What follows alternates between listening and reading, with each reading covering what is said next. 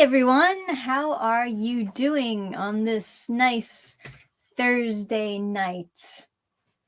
Have a good day. I'm still kind of waiting on Adam. He was typing something for a while, so I figured, I'll just start off, get everyone warmed up until he wants to come join.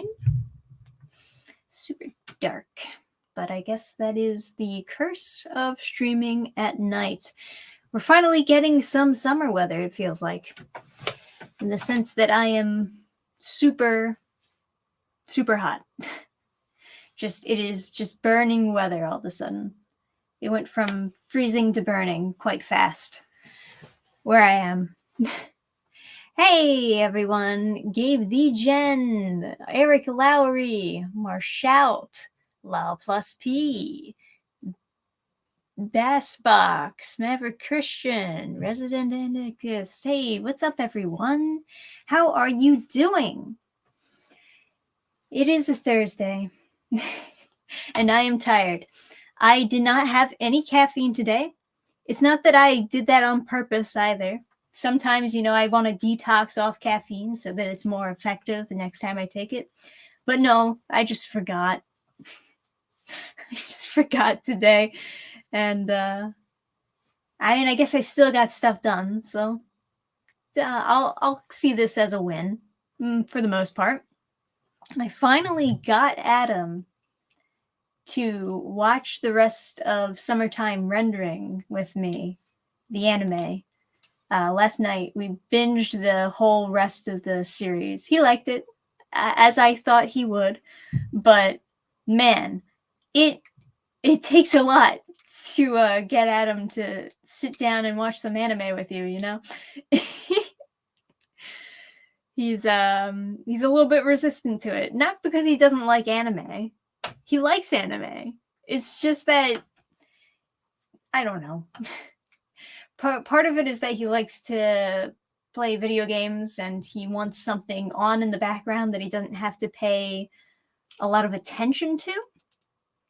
Part of it is that when he sees something good, he's worried that when he gets to the end of it, it'll be like depressing because there's no more good things to watch after that. But I don't know, man. Are you Canadian? No. Are you talking to me? No, I'm not Canadian. What a random question.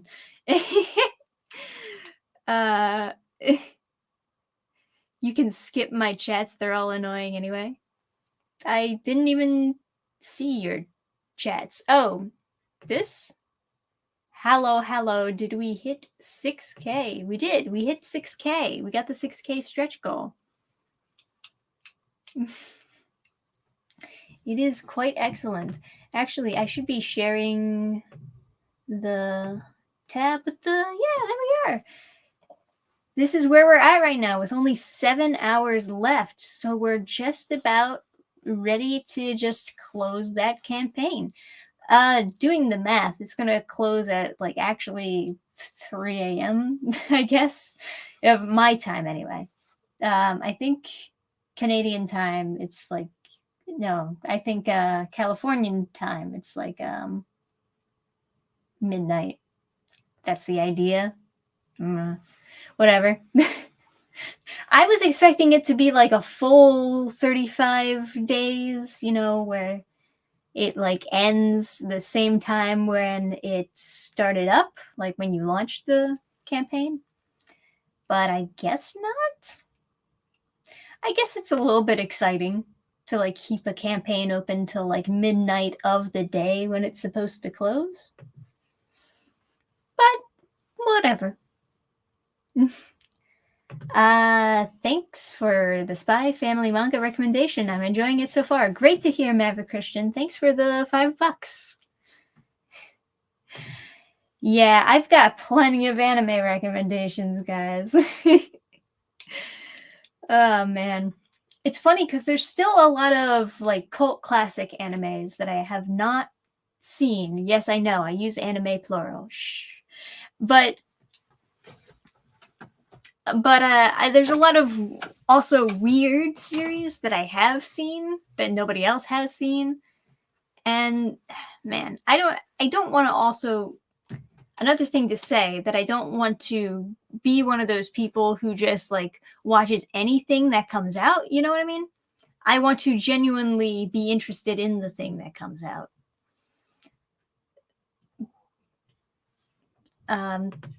Thanks for the super chat, Marcus Henry. So, Dan, I've been a fan since Orgasm Girl. So sad it never went through. Oh, well, that's okay. Oh Girl was definitely a bit experimental for me. I kind of had a general idea of like what it was supposed to be and how it was supposed to work. But yeah, I had difficulty with it for sure. Cuz I and some people might think, you know, I'm a perverted girl or something because I laugh at sex jokes, but yeah, who doesn't? If we're being honest here. But no, I'm not very much used to writing sex jokes, especially in the type of manner that Oh Girl was going for. So it was a little bit difficult trying to do that series. I got a little bit more comfortable with it, but it just doesn't look like it's something that's like worth continuing, especially with the title. The title is like the big thing that really drags that down, you know? Because I can't, it's difficult to advertise it because I get flagged, right? Because so many sites and even YouTube right here, if flag it thinking that I'm like advertising porn when I'm advertising a comic that just so happens to have like sex jokes in it. So a lot of people with safe search on or whatever they've got settings wise, they won't even know that the comic exists. So, and that's fine. It's definitely something that's like written for adults, but you know, it's just like more effort than it's worth trying to get get its readership. Thanks for the super chat, Eric. I wanted to super chat during the adventures of Sir Husbando on the Game Fans channel, but I'll do it here instead. Well, thank you. Yeah, Game Fans, no super chats activated yet. We gotta get the YouTube partnership for that channel over there. It's funny that whenever you like when you create a new channel, linking to the original channel, you have to go through the whole rigmarole. That word is always hard to say. You have to go through the whole process again of getting to be part of the YouTube process partnership with that separate channel, even though they're both linked. But that's fine. Do you feel like you could continue it if you watered the title down? No, but I mean, could I? Yeah. Should I? That's a little bit more blurry as far as an answer there, because there are other comics that I want to do, and the tough part is that being my first campaign, I feel like kind of set people up to believing that I was only going to make one type of thing, even though that was more so experimental, you know? There's more so something that I wouldn't normally make, but I decided to make because I thought it'd be funny. Which is, you know, its own thing. It was fun. Hey. Ready to join us? Oh, you started? Yeah, I did. Sorry. That's fine. You can sit here because this will be better for your legs. Okay. Oh, good. You brought water. Yeah. Hey, everybody. You know, Eric Lowry gave us a super chat. He said that he wanted to super chat us on the Game Fans stream, but we couldn't work. Well, I'm sure there will be plenty of more tales of Sir Husbando. Yeah. That's your character's Sir Husbando, right? Yeah. Basically, whenever I have the option of playing a knight character and naming it, the name is going to be Sir Husbando. Finally, the eye candy is here.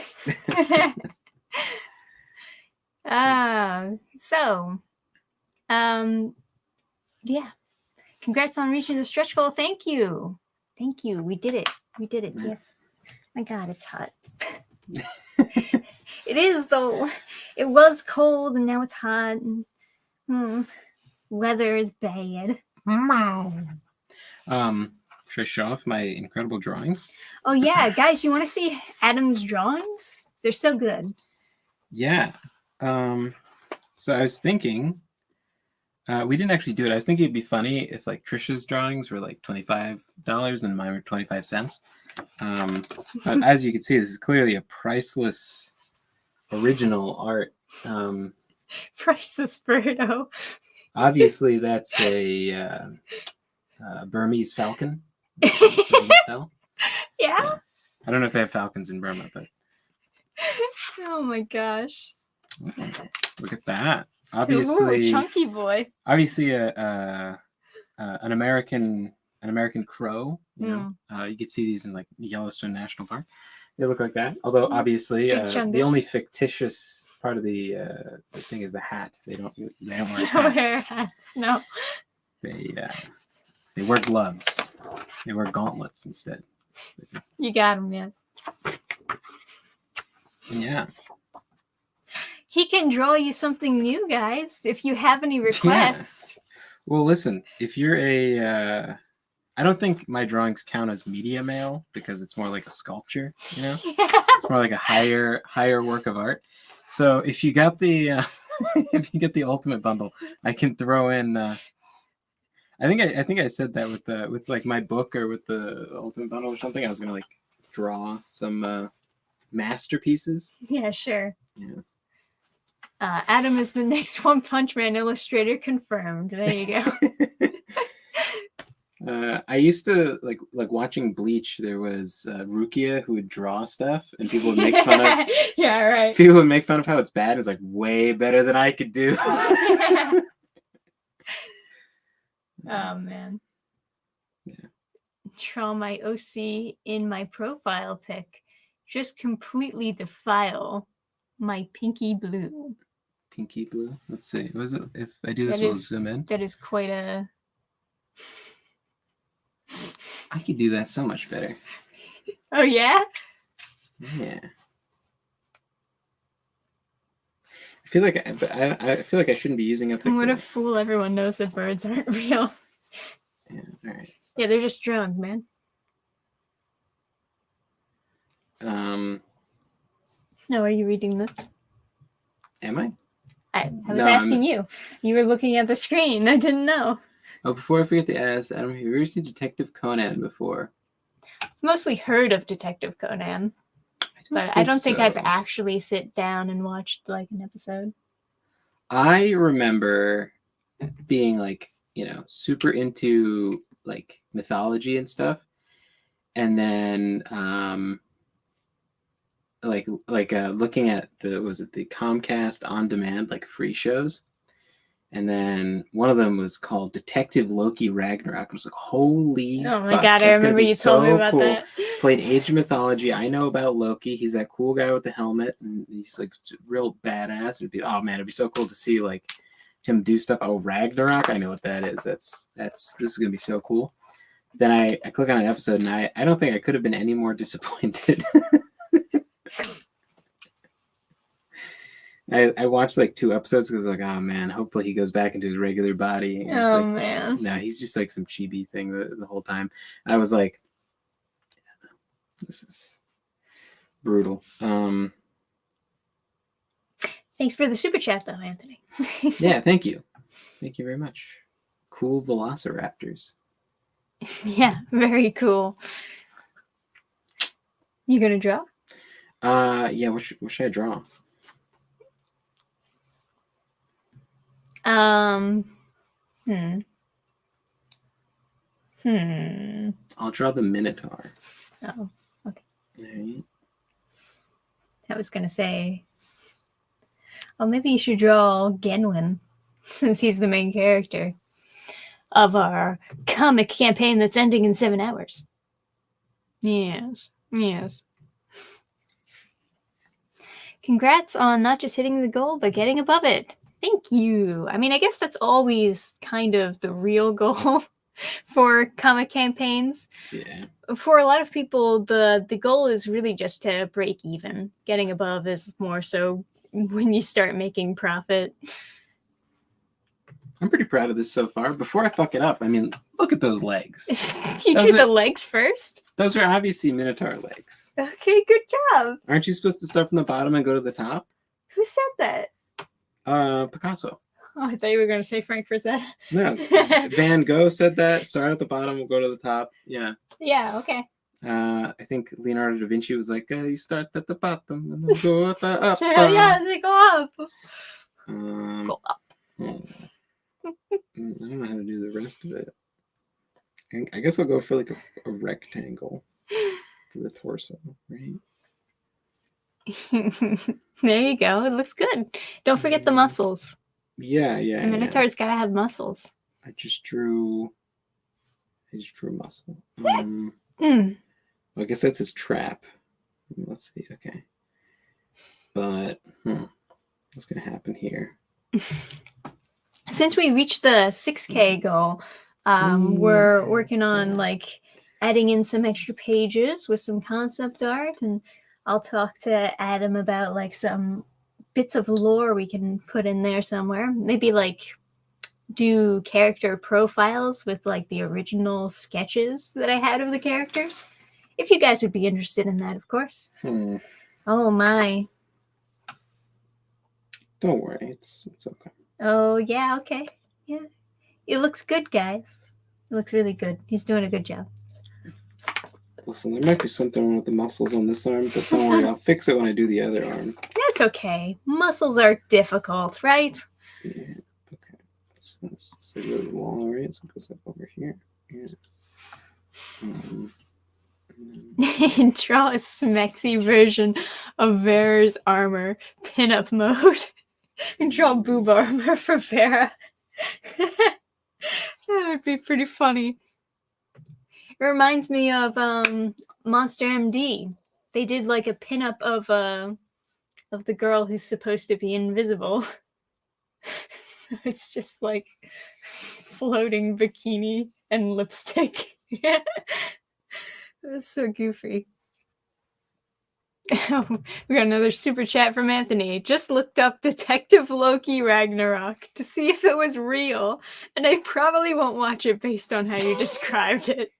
I don't know anything about Detective Conan, but I think it's like a little kid who's a detective. Yeah. And it just reminds me so much of my like massive disappointment. I was like, oh fuck, it's gonna be so cool. It's gonna be like because I was thinking like it'll be as cool as like Full Metal Alchemist and like Naruto and Bleach, but it'll be like Loki. That's the thing. When you first get into anime, you like watch a lot of really good ones right away because like they're the ones that are super popular and people are recommending them left and right. And then you just assume like, oh, all anime is like this. And then when you finally dive into actually looking into more anime, oh boy, does that rabbit hole go deep. All right, this arm is going to be so good. You're going to be like, oh my God, draw the next comic. I believe you. Elbow. I'm just imagining a piece of armor in lingerie. Jeez. Oh. This didn't work. The president is saying Minotaur needs booba. Don't forget the booba. Okay. Oh my God. Why is it so different? You know what? This is why. It's a cyborg. And this is a cannon arm. And the reason you're going to know is because there's going to be a sniper scope on this one. Oh, yeah. This is a reimagining. Okay. the Minotaur from Horizon Quest Yeah. that he's drawing. Okay, that makes it okay, right? Yes, that's a canon. Okay. Yeah, okay. There you go. Have you watched Blue Lock? Good question. I read like the first few chapters of Blue Lock, I think. Or wait, maybe I'm thinking of a different one that also has blue in the name. Let me look it up first to see if I'm thinking of what you're thinking of. Blue Lock. I was thinking like maybe his jaw would end up looking square. That's not what happened. Oh, this. Yeah, no, I haven't watched this one. I think the one that I watched was Blue Box, actually. Similar, but extremely different. I think they're both about sports too. That's the other confusing thing. But no, I'm actually not into sports anime, and it's very difficult for me to get into them. I don't know. I don't know, just some sort of disconnect. Maybe because I'm a girl. Girls ain't into sports, I guess. Not tomboyish enough.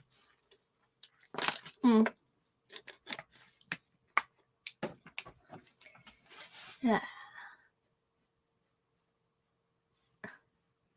The bromance in sports, it's real. Oh yeah, I believe it. I heard it's good for a soccer anime. Right. I've heard nothing but good things about Blue Lock, of course. All right. Oh my goodness, you did it. You want to show chat, or you want to add some finer details? He needs muscles though. Yeah, don't forget the booba. We're almost there. He's almost done his masterpiece. I'm gonna do it like just like slight, right? I'd probably say Conan is like a cult classic. Some episodes are boring, but overall is actually pretty good, and it has its cool moments in there too. Yeah, I know it's like really popular. Oh yeah, but for sure. It's kind of awkward for like I guess people who aren't into shotas. That's what they're called, right? Shotas or lollies. Some people are just like really turned off by those. Booba Minotaur. It's a 6-pack, right? 6. Oh yeah. I mean, you can add as many packs as you want. It is fantasy. The pecs are going to be real big.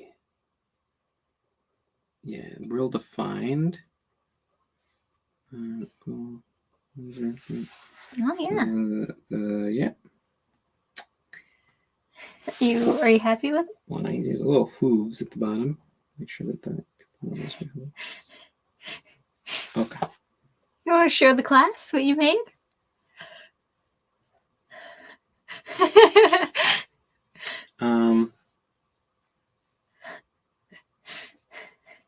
Okay. Right. Everyone ready for a masterpiece? Okay. So as you can see, something went wrong with the arm, but I fixed it by making it a cannon. You see? I just added a scope. Now it's all better. It's good. Applause. Now, this is how you also, if you know it's a cyborg, because he's got that's electricity going between his horns. Yes. Perfect. Cyborg. All right. Yeah. Yeah. Original art going out to some lucky backer. Some poor fool who didn't watch the stream and is just like, what happened? It's like a gotcha, but it's negative. It's like, oh god. I'll sign it at the bottom. I'll sign it like an artist. God. Right? Yeah. Oh. Look at that. Perfect. Yeah, look at that. Ooh, fancy. People will be like, who is this artist? I don't recognize their signature. Definitely better than the banana duct tape to the wall. Good old modern art and money laundering.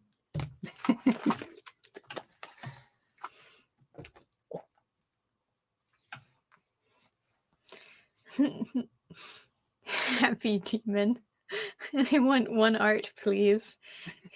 Oh, he needs a name. That's what Renee says. He's a name? Oh, that's right. Yeah, I guess.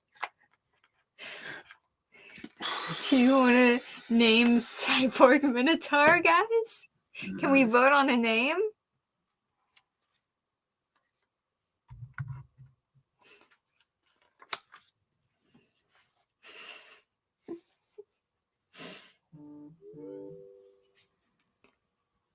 His name should be Batman. This is the new reimagined Batman for DC's YA.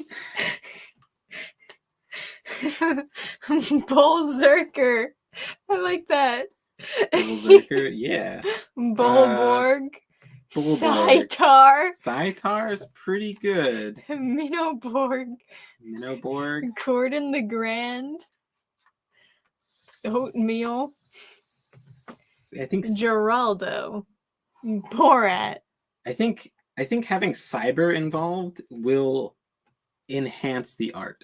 I think typically, if I've learned anything from Yu-Gi-Oh, if you add cyber, it tends to get better. Yeah, right. Yeah. I think season 2 they like really capitalized on that. They were like or not season 2, like the second series where they're in like dual school or whatever. Yeah. And then then there was also the post-apocalyptic Duel Monsters world. That was somehow the second best season. That was better than Duel School? I would think that Duel School would be better. No. Okay. It also... I think a lot of anime people are like, oh, that's really good. And then they stop watching it. But they're like, oh, it was good. But then it's like, well, why did you stop? And it's like, you forget that, like, the whole series is kind of weighed down by the weight of, like, the terrible parts. And also, that was much more like a cartoon than an anime. Like, there's so much, like, just bloat. I don't know. There's so much, like, little random plot lines. Like, there's a stoner who, like, sleeps all day and he's locked in a cell underneath the school, and then they let him out to, like, make the main characters more lazy and not do their schoolwork or something. Cool. But it did have Kaiba Man. It did have Kaiba Man. All right, so plus... One redeeming factor. So okay. plus 30 stars out of 5 for Kaiba Man being in it. Obviously, having actual Kaiba in the first season would makes have been better. Yeah, there's also Kaiba is in... Oh, no, yeah, he's actually in the show. Like, he's a character, they just don't show his face. Oh, I see. It's like, the people try to buy the school, and then he's there. Yeah, the racing... Yeah, post-apocalyptic Duel Monsters. Yeah. You know, it had me somewhat 5Ds. hooked. Yeah, 5Ds, that's what it was called. It had me somewhat hooked on when they were doing the whole Darksiders thing, and they introduced Carly, and I fucking loved Carla. Oh, that's right. They had a... Okay, yeah. They had a romance. She was good. But then they, like, kind of just, like, what was it? The first season, how it ended was just, like, stupid. It's just, like, kind of dumb. Yeah. With the plot twist. She was a cute character. She's good. That's the first time I've really seen the "they're so pretty but you can't tell because they're wearing glasses" thing done well. Yeah. Because I saw that in what's that, like? I can forgive the fact that she's wearing the same exact outfit as Mokuba in Yu-Gi-Oh! But she was genuinely, like, a fun character, and she had, like, a fun romance. And then they don't really go anywhere with it later on because it's kids anime. And... I fell off, like I gave up, but yeah. Yeah, Carly was the best part of that show. I honestly can't think of anything else that I really liked about it. Everything else was really confusing. The main character was, like, fine. The general construction of the plot was fine, but it was a monster oppression. It was a little weird. the further they tried to develop that whole idea about the two parts of the city, it just started to not make a lot of sense. It seemed like they started to lean in the direction of pro-communism at some point. Yeah, it was And like that was no good. there's all these people in the one part of the city that like have all this stuff, and then the other part they don't have the stuff. So we need to get over there so we can have the stuff. And it's like, yeah. It's like we need to take the stuff from them. That was the goal of like the heroes ? And then they build the bridge and then it's all fixed, and it's like, I don't know. I don't know if it would really work like that. I missed a super chat. I'm sorry, Anthony. Sounds like an 18 plus Shaggy. That was in response to one of the nicknames. Don't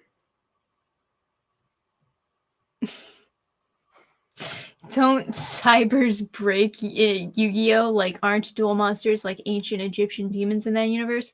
Actually, in the original Yu-Gi-Oh anime, what they say is there are monsters born from people.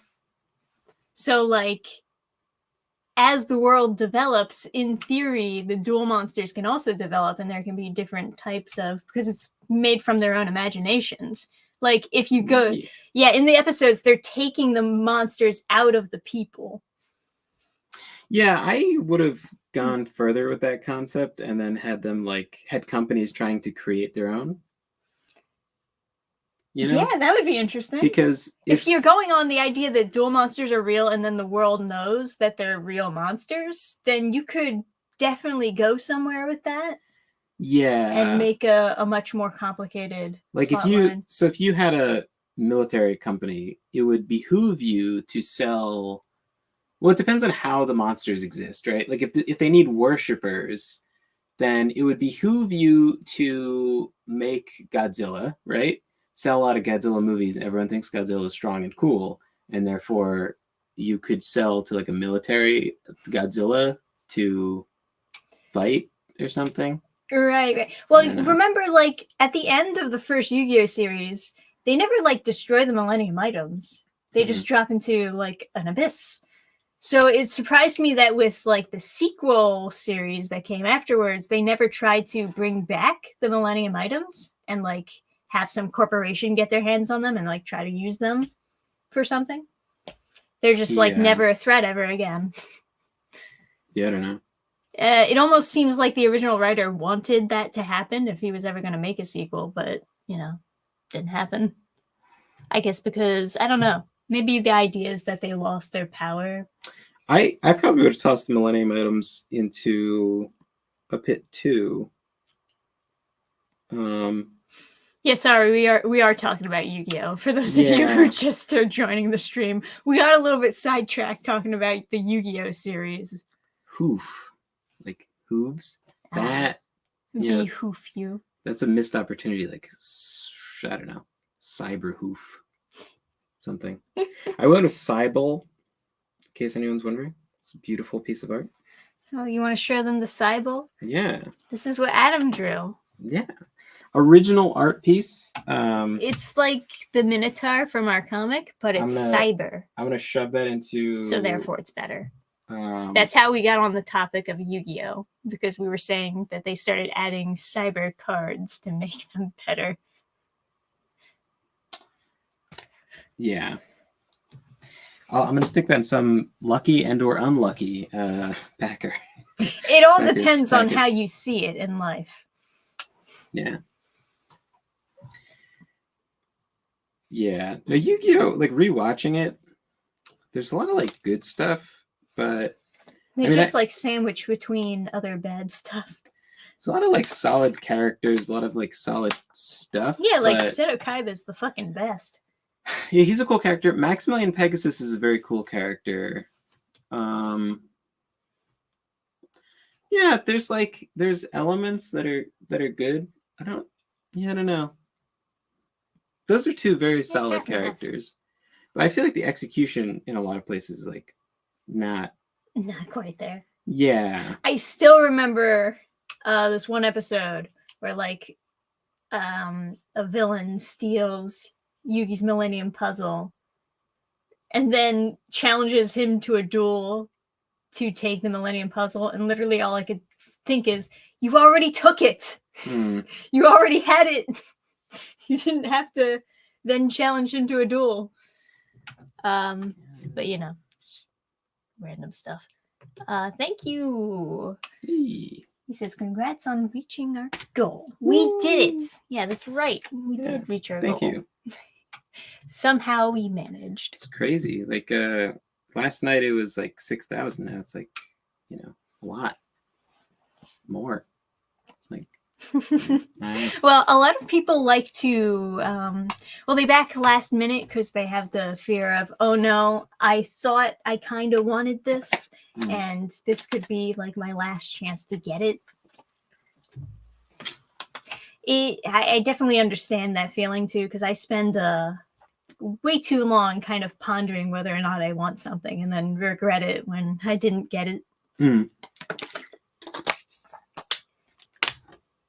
But you know, there are a couple like exclusives on the campaign, but overall we'll still have the books up on the website. Of course they'll be limited, but yeah. Well, I don't know. In the case of my book, I'll probably always be printing more. Yeah. Pretty proud of that thing. And we're going to be bringing them to some cons, hopefully. Going to some conventions, hitting the road. Yeah. You gotta sign up for some more of those. Oh, yeah, for sure. You know, most of them are like over, they're far enough away that it makes sense to stay at a hotel. So I'm like wondering why not go further, you know? I wonder, like, literally go on a road trip of cons. Yeah, actually, not a bad idea. Hey, man, I'd be down. I wonder if there's any in like Virginia or something. I have my Annie Lane and Uncle Bernie like moved to Virginia. They used to be neighbors of Frank Frazetta. It was so weird. Like, yes, the Frank Frazetta, as showcased on our wall. Like the actual, like they were actually. We went to the Frazetta Museum, and that was super cool. Yeah, like they used if to you live. want to meet his relatives. Yeah, like his son literally will say like, "Oh, hey, welcome." Like it's just famous guy's son. Very nice. Yeah, it was so weird. I was helping them move, and they were like, "Oh, who's that artist? I bet Adam would like it. Who's the like?" My aunt asking my uncle, and these are great aunts and uncles. And then he was like, "Oh, she was like, he drew that guy with the muscles. You know what Conan is?" And I was like, "Yeah." And they're like, "Yeah, he drew that." And I was like, "Oh my god!" And then they're like slowly coming to it, and I was like, "Frank Frazetta?" And then my uncle's like, "It was Frazetta was the name." I was like, "Frank Frazetta?" And he's like, "Oh yeah, that's the one." I was like, "Oh man, that's funny." And like, "Oh, he passed away." I was like, I know. It's like that's the guy. He's like, "Oh, do you need to know him?" And I was like, yeah. He has a museum. Yeah, it's the Frazetta Museum. It's super cool. It's their childhood home. They lived around this little lake, and they bought one of the other houses and turned it into a museum. It looks like it's a little bit like a little bit hard to see off the road, but you can definitely find it if you're just like very aware of. You'll only miss the turn like 3 times. It's you have to drive into the forest. But yeah, basically. I swear it's paved. Like we went like during the fall. And then even when you get up there, you're looking at the building. There's like no signs outside. And you're like, "Oh, is this the right place?" It's almost like a secret. It's literally there's a Frank Frazetta museum. It's like marked as a private road a couple places, and it's like, "You're not supposed to be here. You're trespassing."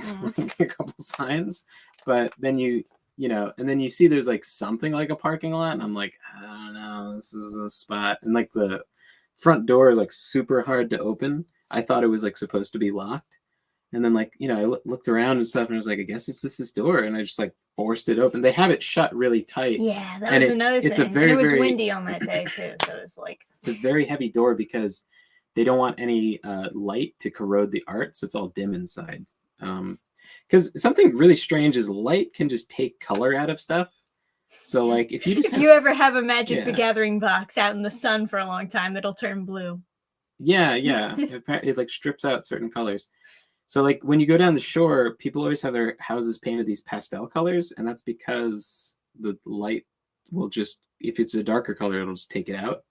So you can't have really deep colors. We got a drawing request from Never.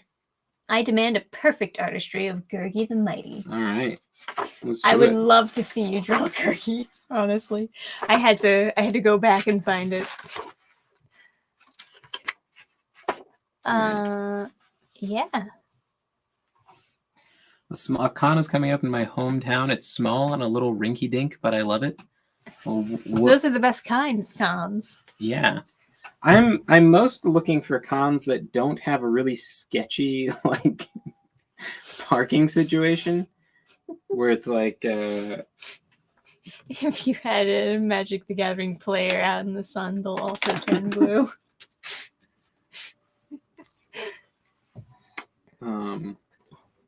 What's your thoughts on making comics hand-drawn? How much time would that take compared to digital drawing? Well. I'm straying pretty far away from hand-drawn. The ironic thing is maybe it would have saved the original pages of Horizon Quest and I wouldn't have had to redo them. But simultaneously, the tricky thing about hand-drawn stuff is it's very hard to edit it unless you want to just redraw the entire page all over again, which would then, yes, be very time-consuming. But I do a lot of editing with my own stuff, so I couldn't imagine just like... At the same time, you know, some people say like the crutch of doing nothing but digital art makes it so that your lines are not confident like they should be. So double-edged sword, I suppose, but I do prefer digital myself. And I know a ton of other artists who say the same thing. Some still stick with digital. But yeah, it is a bit of a pain. That's not too bad. Yeah, you know. You got his overall shape.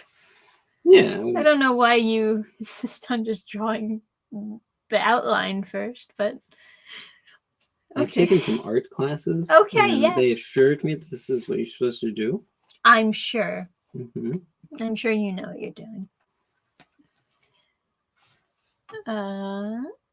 You haven't lived till you see a herd of cosplayers flee a building? Oh, last time I went, the con freaking caught fire. That is scary. There was a convention center, was it in Secaucus or something, that caught fire. Oh, why did it catch fire? What were they doing? I think the building... Somebody had like smoking inside her? I think the building was just like a ginormous piece of shit. Because like when I heard that there was a couple of people that like I mentioned wanting to go to it, and then a couple people were like, "That's not condemned," and I was like, I don't know, I've never heard of it before. It's like, yeah, you know, I'm surprised they refurbished it or something, and I was like, yeah, okay, well, I think I'm gonna go. There was some kind of thing there, and I was like trying to get people to go, and they're like, oh, I can't go today. Why don't we just like go and get like, why don't we just go whatever day and just get the passes at the door? Let's go on like a Saturday or something. And I was like, sure. And then Friday it burned to the ground. Oh my god. Yeah, like everyone got out, like no one died, but right. I heard stories from like I think it was like a melee tournament or something, and there was all these stories where like people were saying there was water coming in from the roof, but it hadn't rained in a while. There's just holes in the roof. You could see the like outside, and they were just like, this is fine. And it's like, you know, and it's like the holes were like in the center of a very big room, so it's not like random holes. It's like the ceiling is coming down and just starting in the center because it's definitely not something that can survive a fire. Yeah. So I'm assuming that the place was just a turbo old and like just regular kind of use of a building, like just having stuff plugged in With that much water leaking in through the roof, like it just raining indoors after it hasn't rained in a while, it just kind of implies that the circuits are probably not dry, and I think just turning anything on is just going to start sparks. So I got you. after a day, it just burned down. Yeah, that's fair. So they definitely should have refurbished it. Yeah. So, all right. So we have this so far of Gurgi, right? That's like his general shape. He's way more fluffy though. Right. So I was gonna add the fur, but I just want everyone to know for now, right? Before the fur gets added, it was this good, and then we'll see what happens after I make him furry.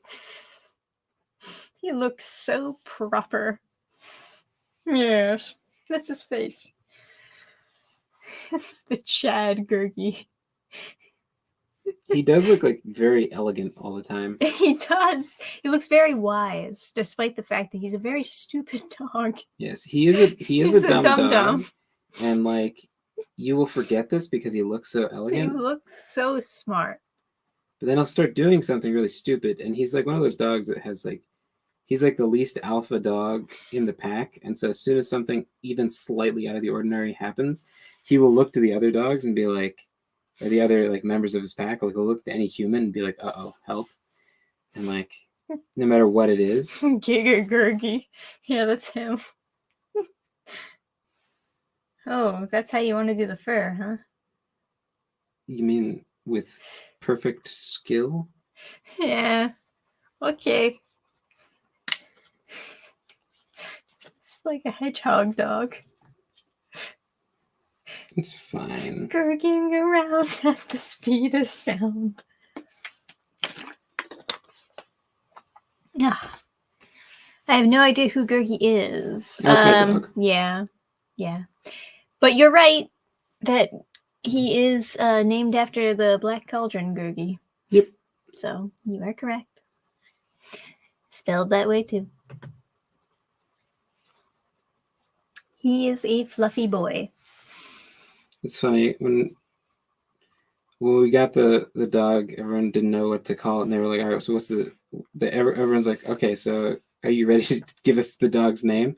And I was like, how do you like? We're just assuming I'm gonna name him. It's like, yeah. It's like, well, I had this name and that name and whatever, and then I had like, just to give them like the worst options first, so they had like more stuff to choose from. But I kind of knew they were gonna pick Gurgi. What were the other options? I don't remember. Maybe Gandalf, since he looks so wise. Although he didn't have the full beard back when we first got him.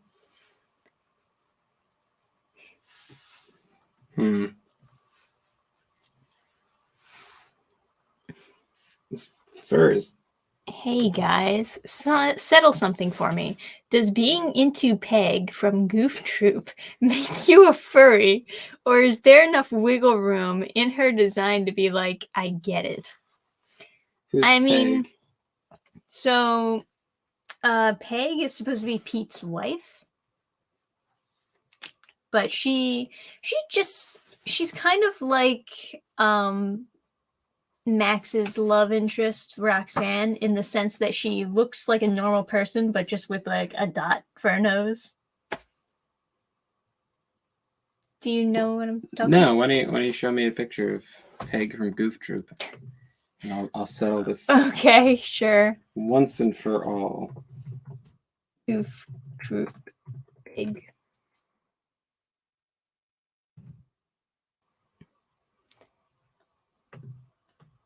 So it's like that, I guess.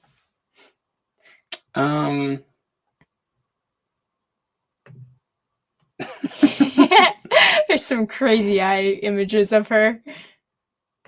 She's like Pete's wife. But she like for the most part looks like a person, but with just a nose. Yeah, that's kind of not so much a furry as like the people who are into like blue aliens or something. It's kind of like akin to anime girls with like just the cat ears, where it's like, well, it's a little different. Okay, this is Gurgi with fur added. Oh, sorry. Yeah. Oh, yeah. There we go. So they can appreciate it. Yeah. Yeah, That's fur. it's fur. Yeah. All right. Eggs got plenty of wiggle. Yes, it makes you a furry, but a mild one, not full furry. Interesting. What would the Horizon Quest main theme sound like? Oh, didn't you say like Unleash the Archers? No, that that's was for another thing. Yeah. We had I had a brief like discussion in like a comic writing Discord thing where I was like, if you had an animated series based on your comic, what would your opening theme be? And I said, I'm here. You're laughing because you know the song, but it's from Sonic Frontiers, but it's a genuinely good song. It is. I would put that for the opening theme of Horizon Quest because it sounds fucking banger. Yeah. I don't know what you would say. It's definitely good, but Reaching far across these new frontiers. Oh, that thing, yeah. It's good. Trisha, yeah, all the Sonic Frontier songs were good. I just remember like the disappointment that the final boss didn't have a super like high energy song to it. Oh yeah, it was just dun dun dun dun dun. It should have been but like. But that was like that's only the final boss if you're playing on hard mode, which is weird because it's a bullet hell, and you would think that. Have you? That there would be a different new game all of a sudden. Well, you know, it was the hacking sections, but they have a million mini games. Like you wouldn't think that would be the one that they get attached to for the final. Yeah. I don't know. It's funny. Diet furry. Diet furry. Haven't seen Goof Troop, so no comment. Ah, yes, another masterpiece from Adam. Very true. Thank you. Hey, Pyrus here. Yeah, I don't know. Some kind of like power metal, right? But Yeah. I just don't know what. It's like fantasy and power metal is always good with fantasy. They click together so well. It's metal that has a fantasy theme to it, so it's well, not all power metal is fantasy themed, but I just feel like the well, no, it's like Powerwolf is just like some weird shit, right? That's like I don't know. Almost all power metal is like has a fantasy theme to it. It's like it's like very much an outlier that doesn't like. Yeah. They're all. No, I know that there's a lot of fantasy power metal bands. I'm just saying you don't have to be fantasy themed to be power metal. Yeah. It's just the sound really works very well with fantasy type stuff because if you're in like a fantasy army going to war, you want to feel very powerful fighting away your enemies. Feels like a technicality. There's like so much fantasy shit in like power metal. It's just like. Yeah, I mean, like, I don't know. There's like, I guess there's like, does Sabaton count as power metal? So they sometimes have like World War II songs or something. Well, all their songs are about like wars. Yeah. Wars and battles. Yes. And then like Powerwolf is Christian power metal. Christian werewolves. Yeah. So I don't know. That's like its own. Yeah, that's its own thing. That's its own thing. Sure. I can't name that many power metal bands that don't have a super fantasy theme. Yeah, but you also really like that type of power metal, so you would only be, for the most part, listening to it, right? No, well, yeah, sure, but there's not that much. Okay. What's some non-fantasy like, power metal? Trisha, you dressed up so nice. Now Adam needs a bow tie and hat. Get to bow tying and hatting, Adam. Yeah, but I have a bow tie because when we did that like cosplay a million years ago, yeah, that's right. Came with a bow tie made out of leather, which is like about the douchiest thing you could wear. Leather bow tie. He got suspenders because we were doing like a Jake and Sherry, from Resident Yeah, Evil. Resident Evil, yeah. They're very different. Yeah. You're talking about fantasy so much, it's just stuck on your head.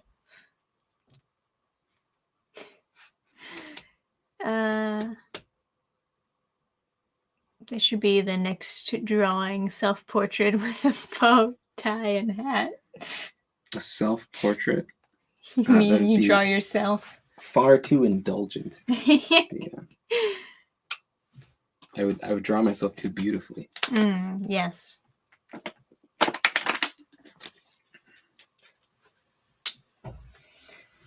I guess maybe I should do like a refresh to see if Do it. let's see how we're doing so far. Oh wow. That was a big jump. Not too shabby, boys. Man. Only 5 hours left? Oh man. The time goes by so quick. I feel kind of bad we don't have a 7K stretch goal. I guess like the darkest dungeon. I mean, that was like kind of his own thing. Yeah. For those of you who don't know, we made a darkest dungeon mod with Vera. Yeah. Let me just find that post. I made a post on YouTube too, but you know, people hardly ever see that. Yeah. Vera joins the darkest dungeon. There you go. you can probably guess that it's just like kind of a quick thing we managed to put together. But it works, it functions. Yeah. And it's cool. So if you play Darkest Dungeon, you can go get that and play as Vera. Let me boop back to the. Oh, are they not? Okay. Opening up new tabs and stuff. Okay, there we go. Woo! Woo! I don't like Darkest Dungeon, and I advise everyone to avoid it. Psychologically unhealthy. I get that. I understand. And that's funny. You've got the Plague Doctor thing, and there's a Plague Doctor class. Yeah, right. It seems like there's definitely a lot of games that just want to be as edgy as possible. Darkest Dungeon was like super weird. I play it pretty like heavily modded because like I put a mod on that removes all negative effects from the trinkets because I was playing and then all of a sudden like I was doing really bad in a dungeon. I was like literally how could I do so little damage? And I'm like I'm gonna figure this out. So I'm looking at all the stats and stuff, and I look at my trinkets and they all of a sudden do a completely different effect. And I was like, why would I wear these? So then I just like I had to like quit out of the dungeon and like take them off because they had some kind of like ridiculously bad effect. It was like I can't remember what the trinkets originally did, but they were I think they whatever they did, it was like it increased the damage like a lot. And then I had 2 of them equipped, and then eventually they decided you can't equip 2 of the same thing, which was like annoying. But yeah, so I would like leave the game for a while, come back, and then it would just take me too long to like get back adjusted to how the game was supposed to work. So I would just have mods to kind of keep, because like I'm not gonna. Otherwise, I would just never use trinkets if I have to check to make sure they still do the same thing every time I launch the game. It's just like, yeah, right. And the game is the most artificial difficulty you've ever seen. By the way, like, so if you're doing well in a dungeon, and you get to the final boss, you should probably like leave instead of fighting them because it's such an obvious heavy hand of like the dynamic difficulty. So like literally every single attack will be a crit when you get to the final boss if you do too well. So you know it just gets not exactly hard, but like as unfair as it could be towards the end, and then like yeah, just like goofy. Some games can be like that. Oh, thanks for the donation, Marshall. Do you have any creative differences making your comic? How did you settle them? Well, for the most part, Adam was just the writer of Horizon Quest, and then I just kind of gave him some notes here and there, I guess. Yeah. And then when I told him I didn't like certain things, he would come back at me with a and then take another look at it. Or he would say, no, you're dumb. And that would be the end of that.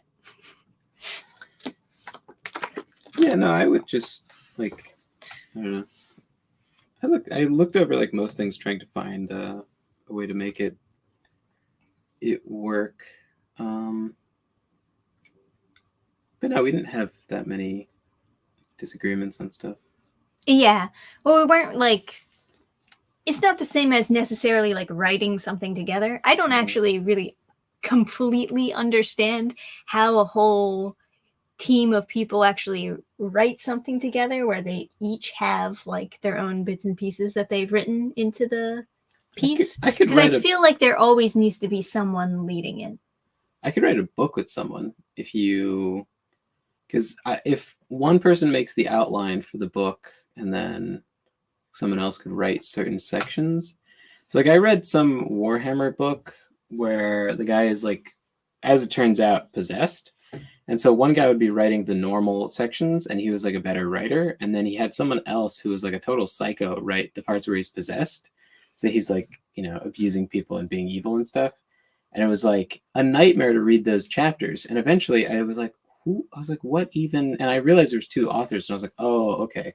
Because I noticed that all the chapters where they're doing like psycho weirdo stuff, it's like really poorly written. And so I was like, it's like literally someone else is writing this. Why? Like, and then I look at the cover and see there's two names and I was like, oh, so it's literally one of these guys is terrible. and yeah, and that's psycho. Another problem is you have to be really in sync with the person that you want to work with. Well, I mean, in that case, it worked out for what they were trying to do because they want to make the guy possessed by a demon. So the person who's writing the psycho chapters could be a totally different person and give the character a totally different feel. Sure. Based on their own interpretation. But it's just too bad it was badly written. Yeah, and it was also like way too psycho. It was just like, why am I reading this? It's just they would like just I don't know. I mean, it's like it's jarring. I guess the faction is just like psychos, so it's like like they would just be like, he's wearing a nice airy human skin shirt. And it's like, okay, and then it's like, hey, he sat on a dwarf leather couch. And it's like, sure. Jeez. And it was just like very like weird stuff. Like, I don't know.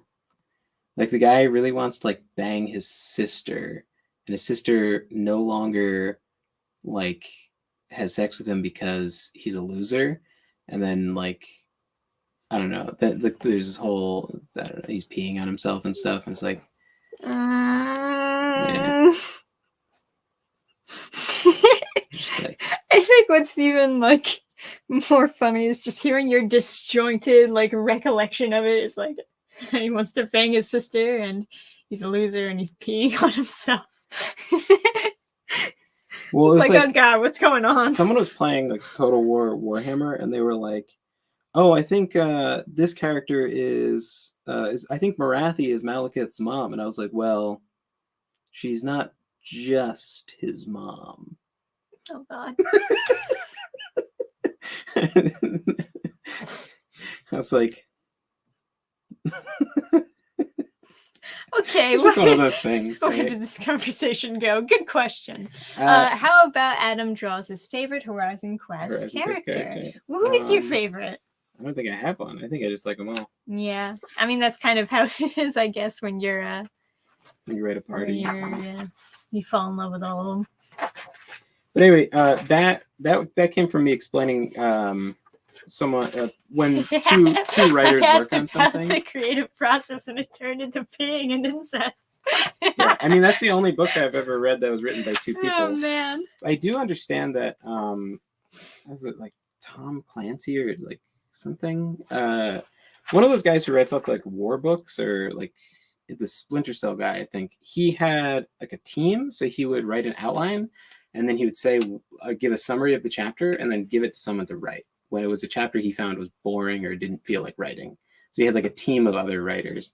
So there'd be, and then they would supposed to like emulate his voice or something. But all right, Who are you gonna draw? I don't know. Do you need this open for reference? I don't know. Who should I draw? Any requests from chat? Yeah, which character would you like him to draw? I bet you'd do a great Harkon. Harkon? Let's do it. Let's go, Harkon. A lot of those big authors use ghostwriters. James Patterson hasn't written a book himself in like 20 years. So I've been told, yeah. Yeah, it makes sense. It's like, I don't know. I think if you get to a chapter that's boring, that's important information, and you should do something about it. Like, if you feel like a certain section of the book is a slog to write, it was probably gonna be a slog to read through. So, depending, I mean, unless you get really bored by certain aspects of like a story. Got Alanwi. All right. No, we got one vote for Alanwi. Okay. Sarah, you'll be very, very good at drawing elves. Oh wait, do you have the comic panel in there in like the Which comic panel? Isn't there like a panel where she's doing something that you have like as like a she like draws from the bow? Oh yeah, perfect. All right. Oh yeah, you want to draw that? Oh yeah. No. I'll do the whole page. Oh, you'll do the whole page. Oh yeah. But why? So to show people how much better I am. Oh. Trying to take my job? Huh? So that's her hair, Think right? you're a tough guy? Yeah, the quiver is on her back. Okay, well, that'll be shoulder. Renee says, I'm drawing Alanwi too. Oh yeah. You're competing. Think you can You're top competing with my- Renee. I think she's gonna show you up. Nah. I don't think so. Super good. I think I have a lot of white space in this panel. That's okay though. That's obviously a quiver. Oh yeah, that's really. Okay, I'll do what you did, where you put Obvious. the spaces in between the panels. Oh yeah. Here we go. I can go all the way over on the right. Okay.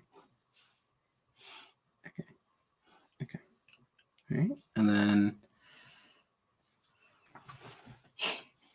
Oh, it's easy. Okay. Yeah, Adam's got this. You can always rely on him to have Draw the hand best first. art That's skills. typically what you do, right? Next installment, switch roles. Adam does the art and Trisha does the story. That would be a monstrosity. The thing is, like, Trisha's story would still be like fine, Thank you. but I am far more of a specialist. Yes. It's the German in me, like specialization. I think it's also what makes a fantasy party really interesting, is that sort of They each have specializations. yeah, it's a sort of like emphasis on specialization as being something that's like important. So as like from a creative perspective, it really gives you, like, as a writer, much more room to give all the characters their sort of like uniqueness and their role within the story, and make them all feel important. Yeah, make them all feel like they need each other. Mm-hmm. And they need to work as a team to overcome their enemies. That's part of where the tension comes from. Part of what makes you want to watch them and hope for their success.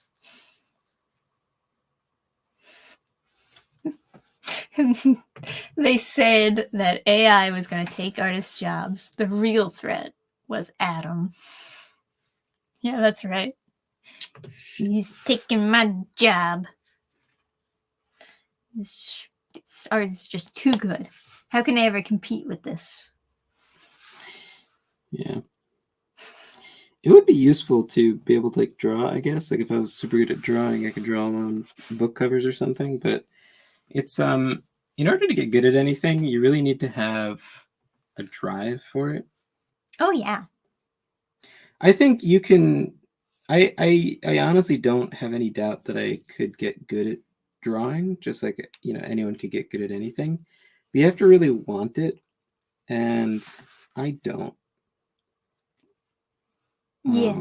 Yeah, it's a big part about improving is you need to be able to want it enough to do all the tedious work that it takes to get better at something, and look back at your stuff and say, it looks like shit because XYZ, and then work on X, Y, and Z and fix those problems to make it better the next time, and so on and so forth.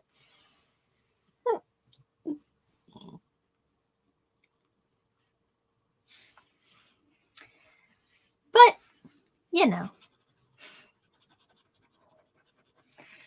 we watched, I already mentioned before that we finally finished up Summertime Rendering last night. That was fun. Oh yeah, that was good. Today, It showed affection at the end. Can't believe they showed affection at all. I mean, in like a anime thing, right? They're always like so scared of it. Yeah, I guess it depends what type of anime you're watching too. But yeah, Summertime Rendering is super good. I've obviously already done a review on it a while back.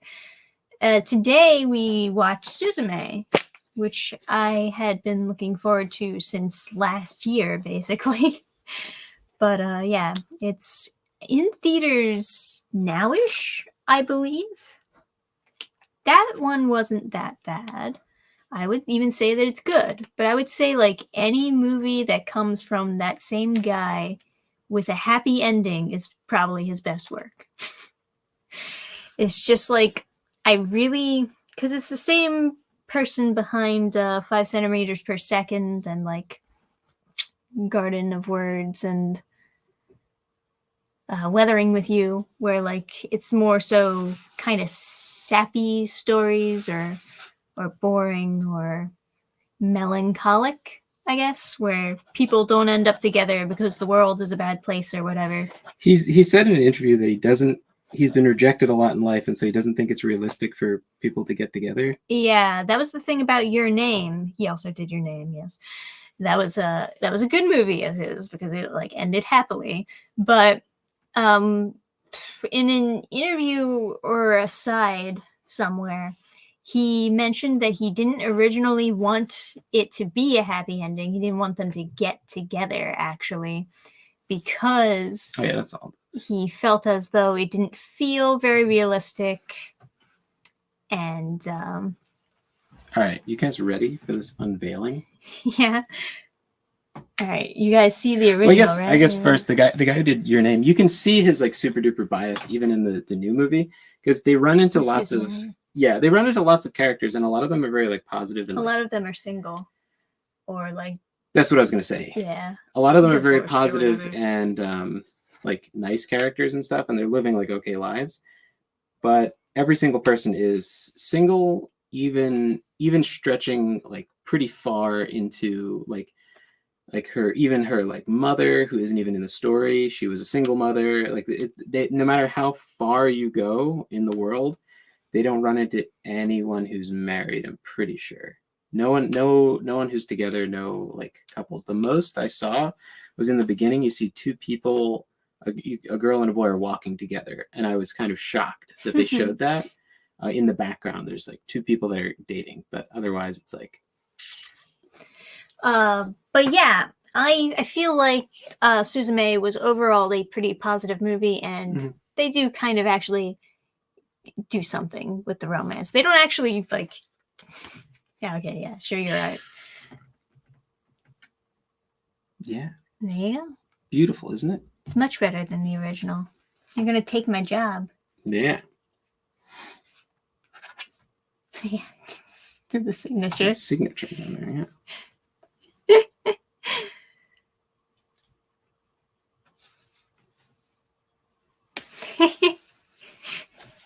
But yeah, I'm not a huge fan of pessimistic downers trying to make everyone feel down alongside them. Is my point. Yeah. So Suzume is an improvement as to other movies that I've seen from them. Yeah. Yeah, it's like, but it's still like, yeah, you can do a little bit better. yeah, and I've I don't know, this like fixation on only sad stuff is realistic is It's not good for your mental health to it's believe so that. fucking goofy. It's like, yeah, it's bad for you, and then it's also like when people are happy in real life, they feel like they're not allowed to talk about it. Yeah, they feel guilty. And it's like, well, what are you supposed to talk about? Because it's like, maybe this is just a guy thing, but I feel like I'm being a burden if I'm upset and I'm talking to people about it. So it's like, well, then you can't talk about that. And it's like, if you're happy, it's like, oh, shut up, like, oh, barf or whatever. Oh yeah. And it's like your one friend who like saw the T-shirt I made for you was like, ugh. It was like, yeah, get a room, you two. Yeah, we had friends that were a couple, and they were like, it makes me. They were like both like, it makes us nauseous. We see like Trisha Drew. Not everyone can have what you guys have. Which I don't know. It's not a very good thing to say, especially when you're dating someone. Yeah, who's like right there. No, they were just both like kind of an acknowledgement of that. I don't know. It was so weird. It was like they were giving someone else like relationship advice, and then they were like, what Adam and Trisha have is beautiful, but that shouldn't be a goal. And I was like, what happens? Like, what do we do that you're seeing this, like, not that I'm like unhappy, but it's like, what do they see that's so ridiculous? It's like, it's not like we did something that was supernatural. Yeah, and it's not even like, I literally, I don't know. I didn't travel to the next dimension to like pull you from the keystone. Here's the thing, right? Is like you didn't talk that much at that stage, right? You're very shy, so it's just like, what interaction do we even have in front of them that they were like, barf? It's like, just that we're not. Said we were happy together. Yeah, I don't know. Yeah. And then they were like, I remember one was like, oh, just wait until you've been together for 6 years. And I was like, I don't know, we have been. And they're like, wait until 7. I was like, no, yeah. Okay. It's like, wait until 10. Wait until 20. Yeah, let's just go to we just keep moving the goalpost, right? So like, trust me, you'll be depressed eventually. Oh, good. Yeah, I don't know. Rooting for the best.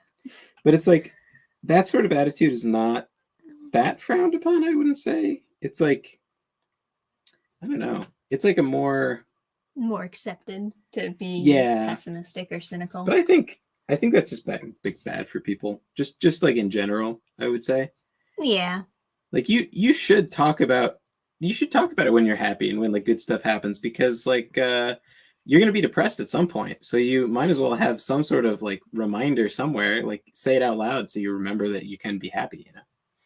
Yeah. I guess it fits in with the style of like modernism, where it's just like remove creativity, remove individuality, remove happiness, and then just have buildings that are blocks and just make people feel bad. Yeah, that's another thing, right? Is like there's this narrative through like a lot of stuff, is that a relationship will somehow naturally decay, or that it'll somehow naturally, like, it starts off good and that's the only good part. And then people talk about the honeymoon phase, and then it ends and then you don't like each other but you're stuck. Yeah. And it's like, that's so unhealthy. And it's literally people who experience that are just people who don't know how to solve like petty problems, basically. Yeah. And it's like it's literally propaganda to try and like create a more hedonistic system, or like one that's like not without like whatever the opposite of monogamy is, or like people bounce around to different like partners or whatever. Yeah, that's the real reason why we can't have comics with Mary Jane and Spider-Man being married anymore. Yeah. They're like, no, you gotta always have her dating someone else and break them up. And I've heard so much of that from like people in real life where they're like love is temporary or whatever. And it's like it's like that's such a maybe you shouldn't like step forward in life believing that. Such Maybe that's only going to make you upset. Yeah, it's such an unhealthy mentality. There's so many like weird like stuff.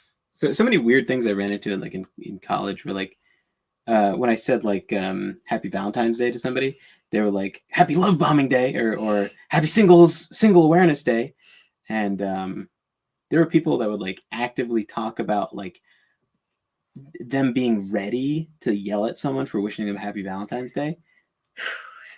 That's a whole thing. You know what I said? What did you say? I said Happy Valentine's Day. Yeah. And they didn't do shit. Oh, there crazy. Got him. It was crazy. Oh, that's yeah. Love is work and work is hard, basically. Seems pretty easy to me. It's like. Well, that goes back to what I was saying, where it's like, oh, they don't know how to solve their problems. It's easier to just be like, I don't want to talk to you anymore, than it is to actually try to figure out a solution. Yeah, I literally have no idea. So that was what I thought for a long time, is maybe people are just bad at confrontation or bad at like solving arguments or something. But I don't know. Like I definitely kind of seen that. There's like, I don't know. I had a friend who just like they never got into an argument with their boyfriend because they're just like super agreeable, and then they got into an argument like once or something, and that was it. No, they stayed together for like another like 3 years or something. But it was just like I was like what you have like I witnessed the argument. And I was like, what you have just done is poison. You've poisoned yourselves. Like you need to fix that. But they were just someone who like couldn't undo the damage. Yeah. Okay. And I guess that's a problem too. Is like it was just like they said like real they said stuff that was just like poison. It was like stuff that they knew would bother them more the longer because they thought knew them about well, it. Yeah. Yeah, and so they just did that, and I was like, well, that's you can't do that. Yeah, it's just like this is just a bad idea. Mm-hmm. But I don't know. Doesn't seem that hard, you know. Well, anyway, back to campaign stuff, huh? Yeah. Oh yeah, but yeah, no, like I should end that on like a happier note. I think it's like super normal for people to be happy together. I would say that it's more normal than it is abnormal. Yeah, like people are still getting married and having kids and prolonging human life. I think there's just kind of like a fixation on like negativity that like kind of all people sort of have. Sure. So like makes people not maybe notice like the happy stories, but I don't know. It's a fixation. Yeah. And like I mentioned before, like with this modern lifestyle that they try to push, they want you to focus more on the negative stuff. Yeah. Because that's how they push you to do what they want. Something that's like super, super cancerous. Like I've met people that like their parents are like happy and married, and they're like happily married, and like everything's like fine, right? And they're like they talk about like a bad thing, like it makes them not interesting or not like exotic or something. They're like, oh. Or like whatever privilege or something like that. And it's just like, no, like you should, that's not a bad thing. You should be happy. Your parents are happy, so you should be. And then like go do the same thing. Like whatever. There's, like if you are searching for happiness in life, you probably shouldn't be asking unhappy people for advice. Yeah. You should look at happy people and see what they're doing that makes them so happy. But even if you don't believe that stuff, like the saturation of just having it, like being exposed to it a lot will like affect you.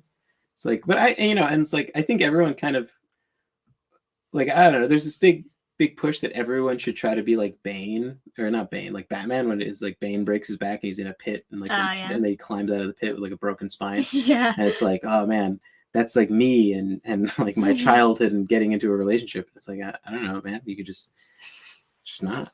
It could be like the Green Arrow, where it's just like it's just fine.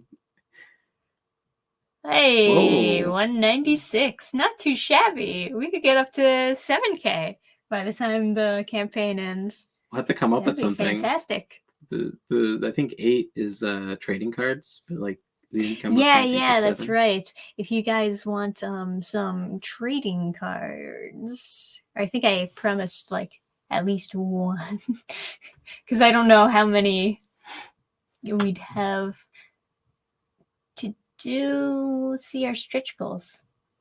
Oh, there they are, all the way down here. Yes.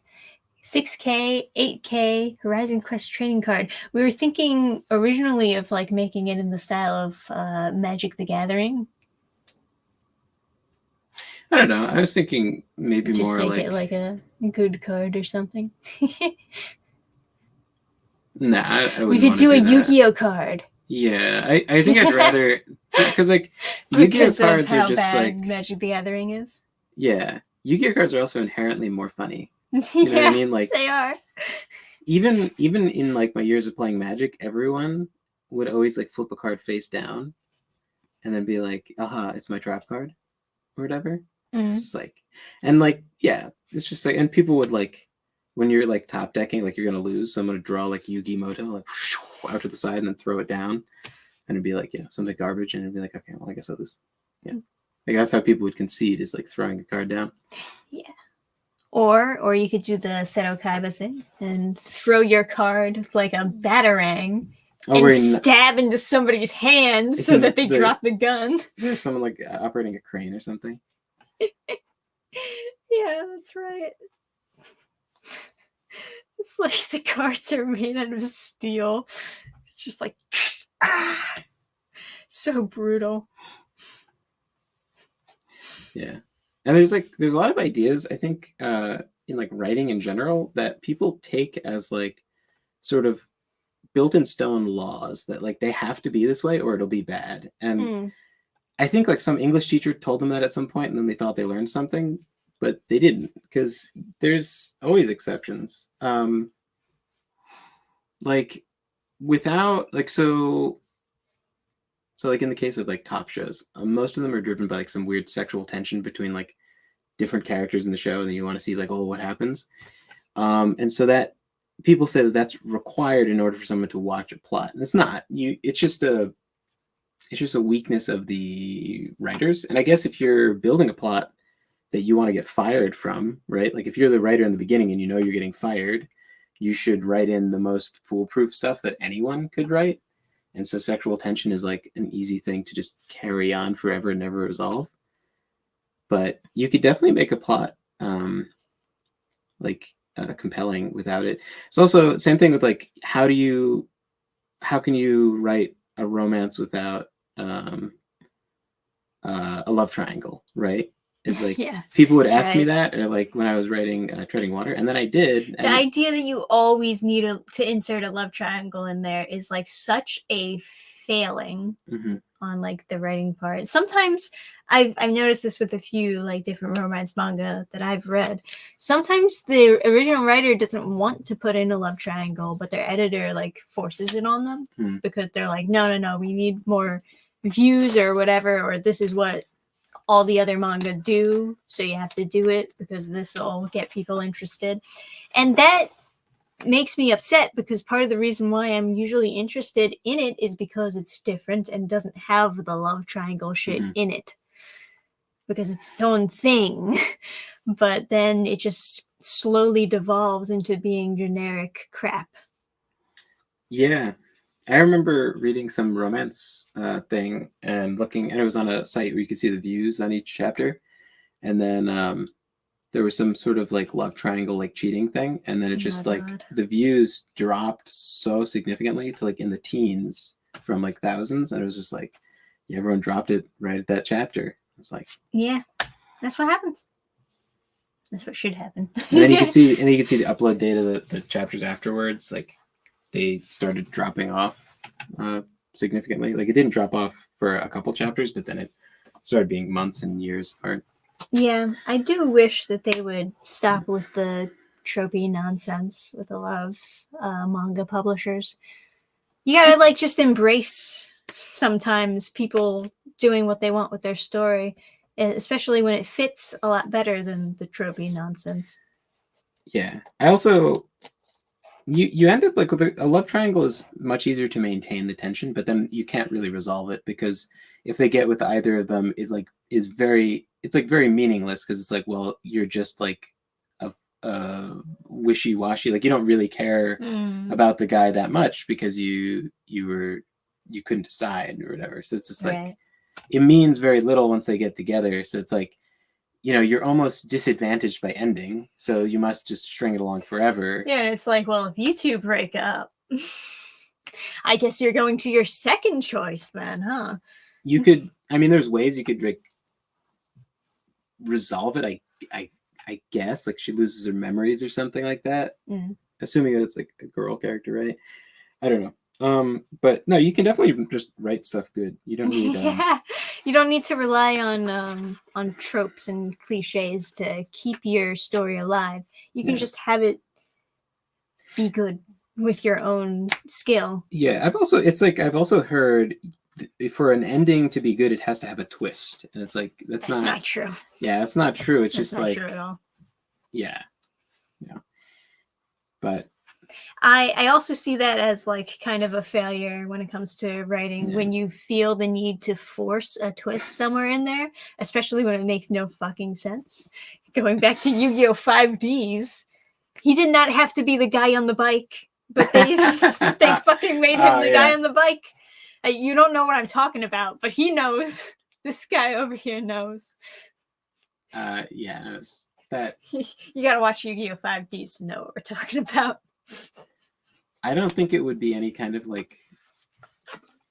I couldn't even imagine that being some kind of like spoiler. It's not even spoiling anything because it's yeah. I just didn't want to go over the comp because I have to set up the world and everything to explain to them who haven't seen it how the plot twist is stupid. I could do it in like 5 sentences. Do it. I don't know. Does count? All right.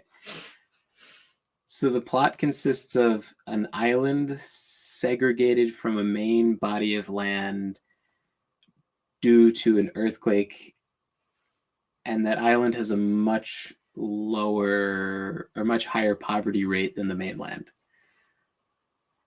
There's a big company on the mainland that is basically Kaiba Corp, and he's super rich. The CEO is super rich. This is 4. This is 3. There's a story about a guy who jumped a giant ramp from the island to the main land. It's like a fable on the island. The guy turns out to be the CEO of the big successful company, and no one noticed that he jumped a ramp into the main part of the city, and then he just became the CEO of the big company that already existed beforehand. And then there's all these questions about like timelines, like, well, when did this happen? Like, don't get me started on the Dark Signer stuff. Like him chopping off his brother's hand. That's a whole thing. That's like less. That makes more sense than the jumping of the ramp. And I thought that was going to be the only plot twist, was that he actually had the ability to do both signing. But then they just randomly shoehorn in, oh, by the way, he was the same guy who jumped the ramp. I think the plot is best understood just skipping that detail because it doesn't make any sense. Exactly, right? It's stupid. You don't need a plot twist. It also doesn't ruin anything because it's so separated from everything else. Like, it's so segregated. Yeah. It doesn't add anything to the story. It's just... Wait a second. It's just fucking oatmeal. Is that true? Is the character in Star Wars related to Palpatine? Oh, Rey? Yeah. Yeah. Yeah, she's Palpatine's granddaughter. That was the plot twist. I told you that movie was fan fiction. I heard they made Palpatine like trans or something. Like Palpatine was secretly a woman the whole time, and like no one knew. That's what I heard. That would be really funny too, of course, but Yeah. related to Palpatine. They gave her healing powers, and she like makes out with the edgy boy, hmm and then Heals the him. edgy boy dies. hmm I don't know why, because he like healed her, but he's not very good at it, so like it kills him. Okay. Yeah. But she slayed Palpatine. Palpatine no more. Oh, he And then she he came says she's a back? Skywalker. Because stuff. How many people is she related to? Oh, fuck. Fucking Luke and Luke and Palpatine just She's like, I see the Skywalkers as my foster parents, so therefore I'm a Skywalker, actually. Okay.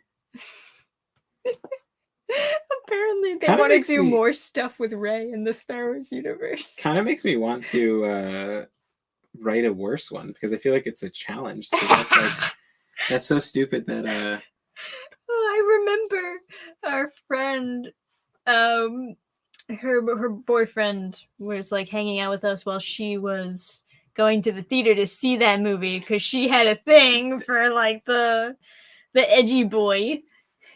And so weird. And I'm talking to like her boyfriend, like I heard that movie was trash. I heard that movie was trashy fan he's like, fiction, Twilight worthy. And then he's like, yeah, all right. And then she comes in and she's like, it was so good. It was really good. well, he said like because she wants to bang Adam Driver, yeah, right? Mm-hmm. And I was just like, why are you guys together? Like, what? It's the same people who like. And then she says it was great. Barf to us being happy together. She said it was great, and then you were like, "Well, that's silly." And then you said, "No, I was like, oh, that's okay." And she was like, "It's just because I want to bang Adam Driver," and I was like, "Oh wow, this is a whole weird thing, huh? You guys are all right, whatever." I don't even think he's that attractive. Yeah, you know what you need in a Star Wars movie? More cool stuff. How about that? How about that would work? Here we go. I could do some more cool stuff. Here's the plot for the next Star Wars movie, right? All right. Okay, so in like the prequels, right? Whatever his name is, Darth Vader. He's like Anakin Skywalker is like Yeah, what's up? Oh my! I want to be able to resurrect people. Who God knows why. Nobody died. Oh no, his wife dies. Yeah, but he didn't know that, right? Or is it he found out. He found out after he became Darth Vader. I don't know. No, but he was like corrupted earlier because he like kills whatever. Anyway. Yeah. Well, he wanted to save her from dying. Fucking he got future vision. Sure. Okay, so he's like. So Palpatine in disguise is like, oh, you can resurrect people with like evil force powers. Perfect. Okay, so Darth Revan or whatever his name is, right? He's like, all right, so we've got to defeat the rebels. I'm gonna use that force power that they talked about, and I'm just gonna use it now. And then he resurrects like Darth Vader, Darth Maul, General Grievous for sure has to get resurrected. He's fucking cool. He's fucking cool. Yeah. Because people always go, wow, those prequels were terrible. And then you go like, oh, but General Grievous is kind of cool, right? And they're like, yeah, but you can just watch that on YouTube and not watch the movie. And it's like, yeah, that's true. Didn't they have General Grievous in the like animated cartoon too to try to like give him more purpose or more use?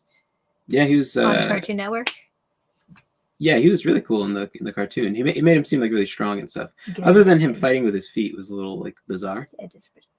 Anyway, yeah, so resurrect all those people, take a big bucket of cash and just dump it on the head of a CGI artist to just have General Grievous fight scenes. Just nothing but General Grievous fight scenes. Fuck all the actors, right? They're all terrible. So instead of all that, you just have like a boss rush mode where it's just the good fight scenes and everyone shuts the fuck up because I can't stand their idea of a plot. And then you just introduce like and then you have the big guns, like the ship has to like shoot the that's how they beat somebody. They gotta kill somebody by shooting them at the ship, right? Where it's like they're deflecting it with the lightsabers, but it's like too heavy because it's a giant laser, and they just like they kill like Darth Maul like that or something. That's what you need. Then they go to the lightsaber store, and there's like a ton of them, right? And they keep on doing the lightsaber throws. Lightsaber store. Yeah. Right in downtown Disney. Dude, they get like a lightsaber gun, and they start shooting lightsabers at Put people. on the Mickey ears. And... Yeah, there you go. Sorry. Thank you for the donation, Maverick. I don't care what you sequel trilogy haters say. I thought it was impressive how badly mismanaged this hugely expensive trilogy was. Yeah, you'd think that they would at least have planned out like the 3 movies, because they knew they were doing multiple movies. They knew it wasn't just going to be the one movie. So why did they have no plan making the one movie, and then like someone else steps in to try to help them create a plot around what the first movie set I was up? trying to look up because there was like Captain Phaser or something. It was like the stormtrooper captain that was going to be like Brienne of Tarth's like actress was going to play her. And then I was like looking up like what the fuck are they? And then the only article that popped up was the Star Wars social media managers own this sexist. And then it was oh no. It was like someone was like, I can't even tell that it's like a woman in the armor. And then they're like, armor, you're not supposed to be able to tell it's armor. And then they're like, wow, stunning and brave. And then in the movie, she gets like locked in a closet and doesn't do anything. And I was like, wow, that's stunning. What a powerful female character. Wow, you did a really good job. Didn't do anything the entire movie. That was a cool move. Yeah, Disney never had a long-term goal. They just kept switching creatives with each film. You know what I liked in that movie though? When he punches his wound, when he got shot in the stomach and he punches it, he's like, like rev himself up for the fight. And I was like, oh, that's cool. That's it though. The fight was terrible. From the new movies? It was the first one. I jumped off at the first one because I was like, wow, these are all going to be a nightmare. Yeah. But I liked when he punched his wound. That was cool. That was good. That was a good idea. Everything else was bad though. I think the idea of the stormtrooper turned good guy was like a decent idea, but I also was like nonstop questioning why they're still stormtroopers. Yeah, it was like boring AF. They didn't do a good job with it, but it was an interesting idea. They decanonized the books, and the books are the only thing that would explain like why there would be a stormtrooper that wasn't a clone of like Jango Fett or whatever. Like the books, apparently they're like, oh, you could have a bioweapon that would kill a specific person and then it would kill all the stormtroopers. And it's like, that's a real weird like thing to be worried about in a space like thing. Like, we have spaceships. It's like every soldier has a breather mask on, so it's like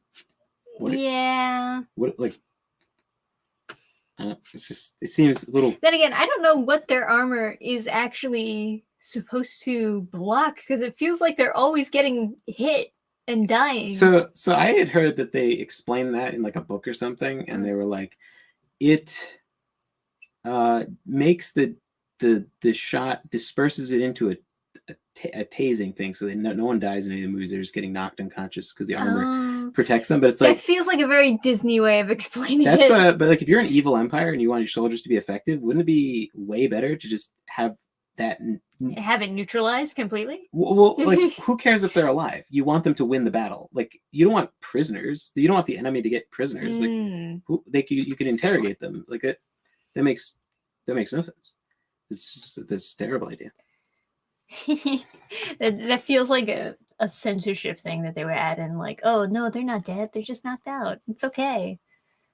Thanks for the donation again, Maverick. I liked Finn initially, but he was hugely wasted. Yeah. I still remember the one scene that you and I always like refer back to. It's just like the one stormtrooper going, "Traitor!" When he said, that was another good part of the movie, because I was like, yeah, you're right, he is. Yeah, okay. Or actually, I think it was Adam Driver who said traitor, but I always like imprinted it on this random stormtrooper that he fought. Oh, I thought it was a random stormtrooper that shouted that. Well, that would be better, right? Because I think it was. I was sold. I was like, edgy boy who said I was like, you know what? You convinced me. Yeah, kill him. It's like, I mean, they're right. It would be a better movie if they just killed that guy. Oh man. And then you just follow the guy with the stun stick, like. I think it was the stormtrooper who shouted traitor. I think I've always imprinted it on the stormtrooper. Yeah. I wonder if I can look it up. If they would have a clip of that scene. Just type in traitor. Star or You can just type in traitor all caps. Raider.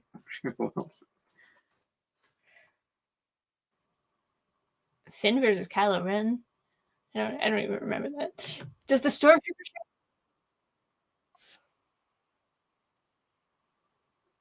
Well, that stormtrooper's dead. Yeah. Oh, he does start traitor. Okay. All right. Cool. Awesome. He like drops the weapons afterwards. Something also makes kind of no sense is like if all the clone troopers were all clones of like a super duper bounty hunter, like badass jetpack man. Well, first of all, why don't they all have jetpacks? And second, why aren't they like really good? Like, why don't they like win? I imagine they don't all have jetpacks just because maybe they're more expensive to like just disperse around every single stormtrooper. That's my guess. I mean, you know, they do have they have stormtroopers with jetpacks in the last Disney trilogy movie. Okay. But they're not clones anymore, so they wouldn't know how to use them as well as like the guy. Yeah, so it kind of ruined the whole point of it being Boba Fett in there. It sounds like it sounds like a terrible military change. It's like you're so concerned about a bioweapon when everyone is already wearing mop suits. Like, oh yeah, Adam Driver says traitor later. That's probably why I got confused. They both say traitor. So many traitors going around, you know, you get confused. You could definitely do something cool with Star Wars, but I don't know. I mean, I don't think they're going to, but yeah. Yeah, there's a lot of things that you can do with the universe that they set up. Lightsabers are cool. They are cool. Yeah.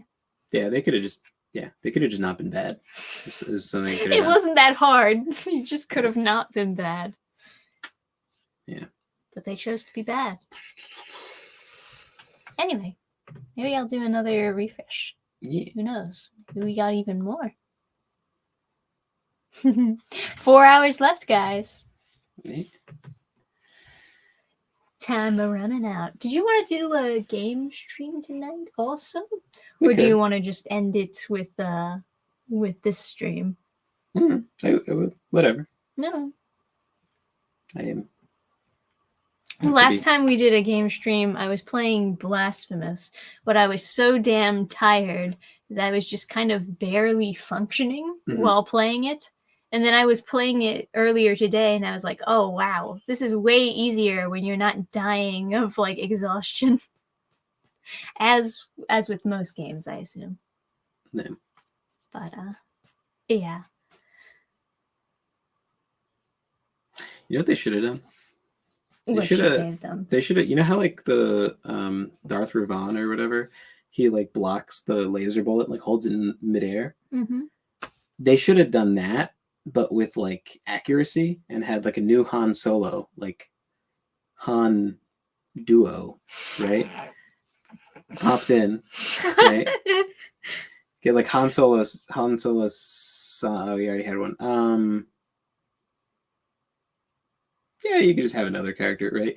But then they're like super accurate with the lasers, right? Because they're force. They're using the force to like make it not miss. Sure. You know, because like if he can stop it, couldn't he just like shoot it at people? Right, right. That's not a bad idea. You know, honestly, if you want a good Star Wars movie, just watch all the trailers for whatever random like CGI Star Wars. Like there was some Star Wars MMO that came out that was like apparently terrible, but I never played it. But all the trailers for it, way better than the movies by far. Like the one in the woods where the guy is like fighting the guy's thermal detonator and stuff, and blows up the trees, and yeah, way better than the movies.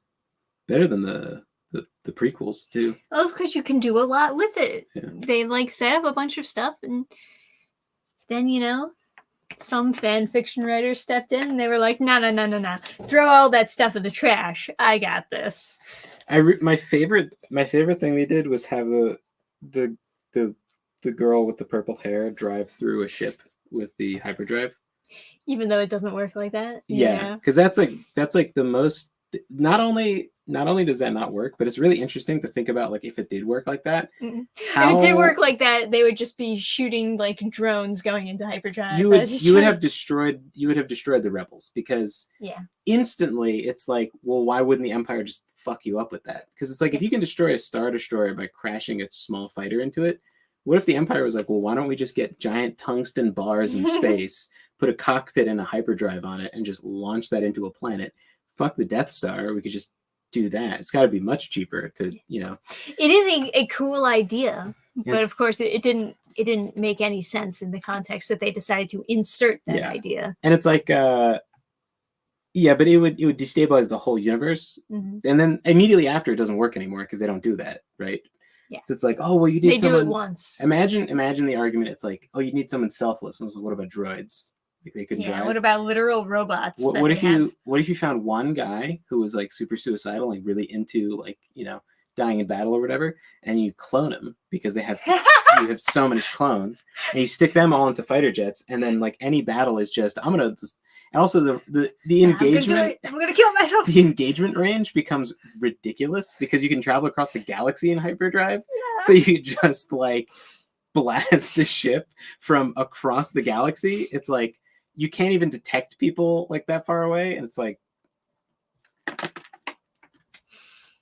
any planet that had a rebel base so instantly. Fun. As soon as the rumor came out that there was on a planet, you would just destroy it instantly. Be like, launch a hyperdrive torpedo and just like fuck them up.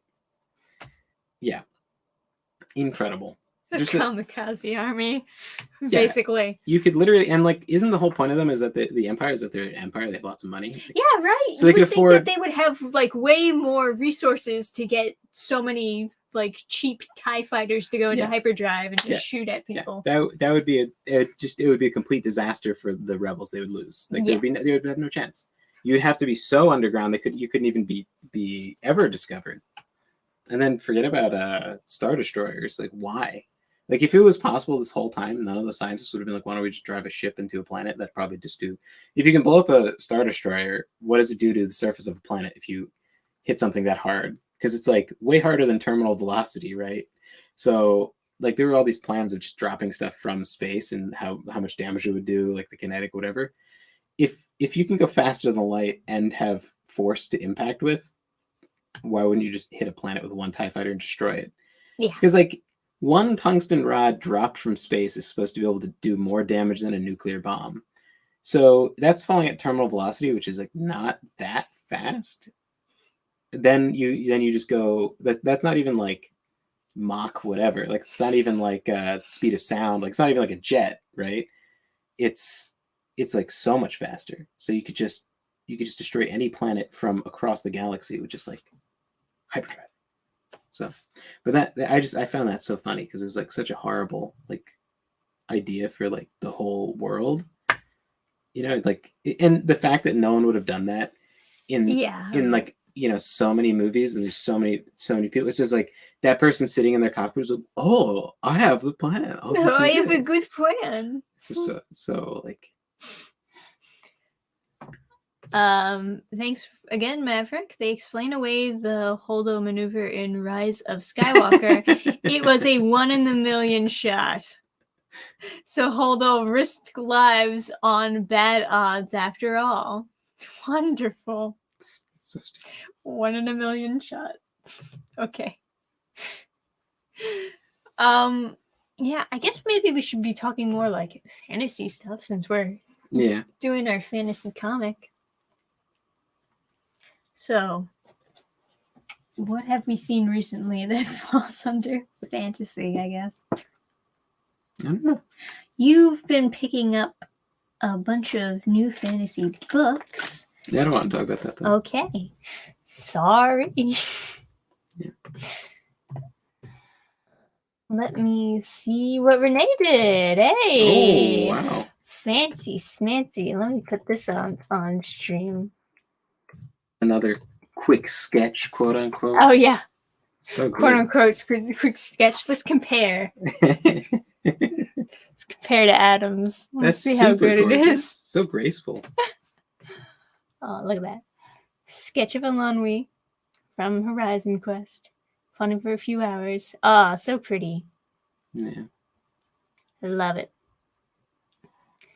I will give that a like. Ah, you're the first like. Look at you.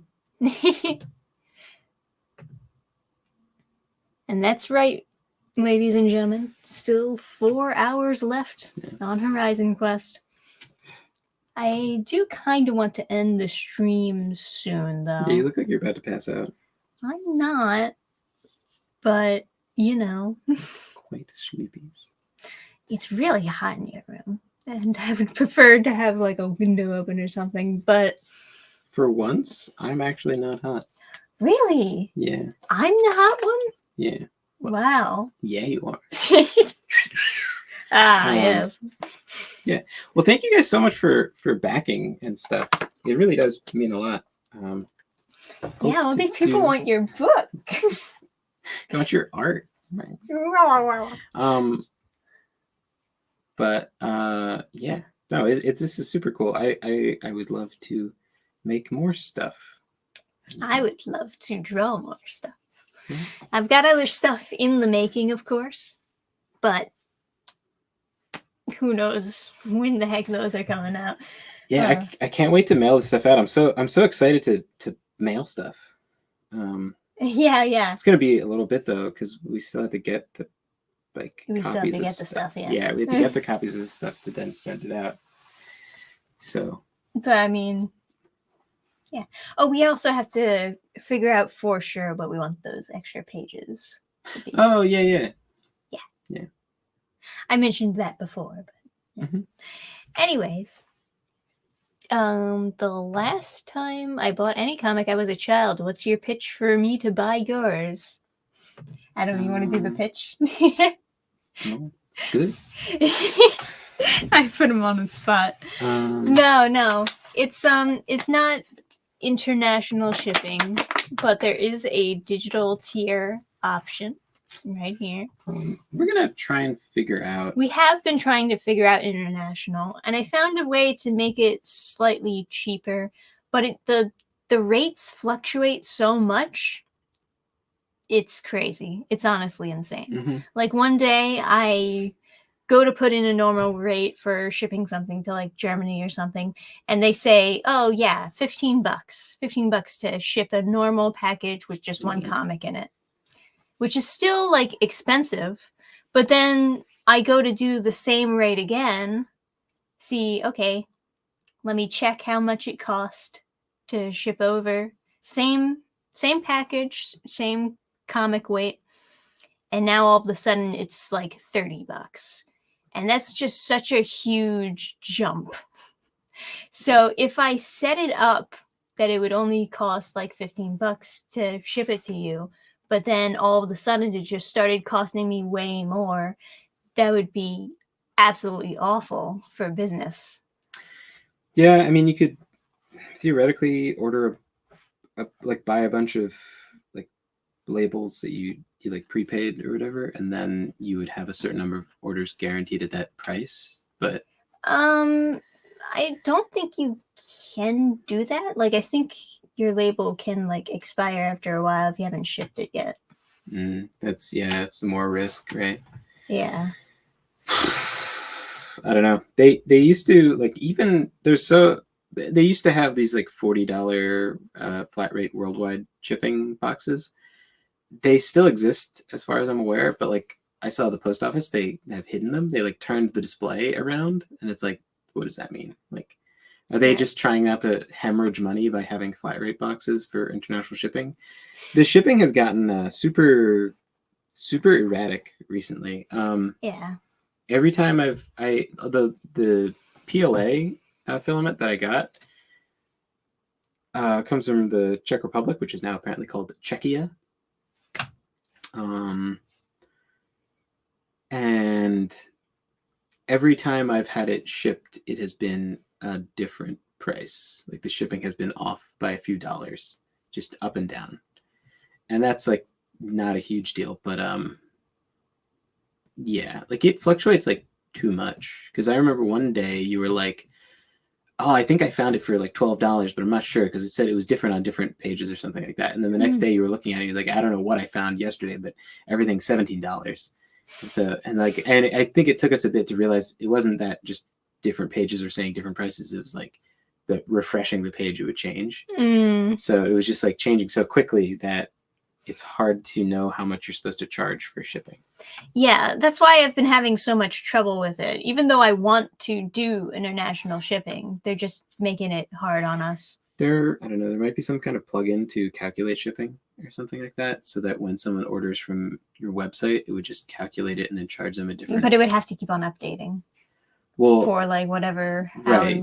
But there's some of those like plugins they'll calculate for a while, and I don't know if there's if there's like more stuff on the back end that needs to exist for that, but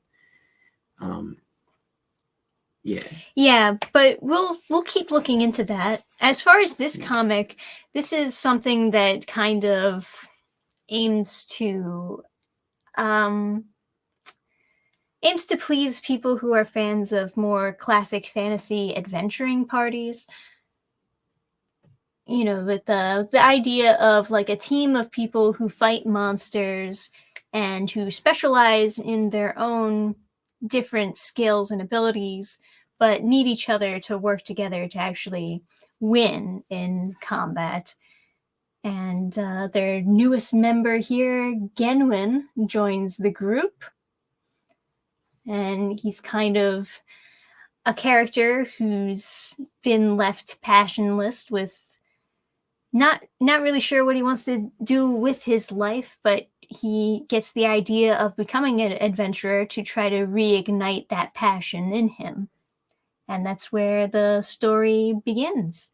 So if that sounds like something you could potentially be interested in, you can definitely check out the campaign, as it is in the description below.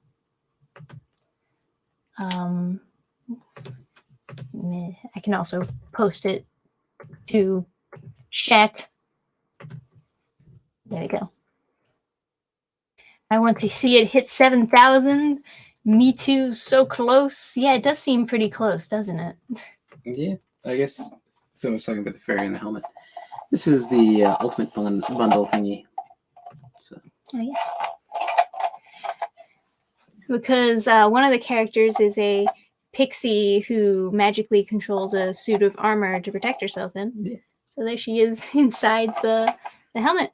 And if you get a tier that has my upcoming book in it, you'll get a bookmark. These are sort of sword bookmarks.